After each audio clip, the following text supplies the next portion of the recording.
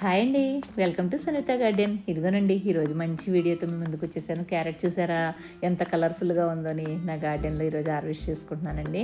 మరి ధర్మాకోల్ పెట్టెలు రెండిట్లోని టబ్లోని మూడిట్లోని పెట్టుకున్నాను అనమాట.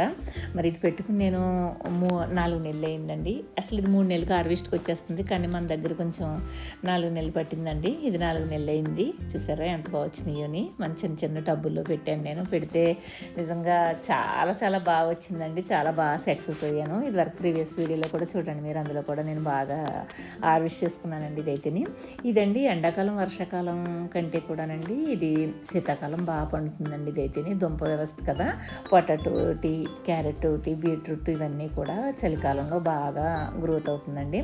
ఇదిగో నేనైతే మాత్రం ఇది చాలా బాగా హార్వెస్ట్ చేసుకున్నాను. నాకు చాలా చాలా హ్యాపీ అనిపిస్తుంది. మరి మీరు కూడా చూసి ఆనందించండి. ఓకేనా, ఉంటానండి. బాయ్ అండి.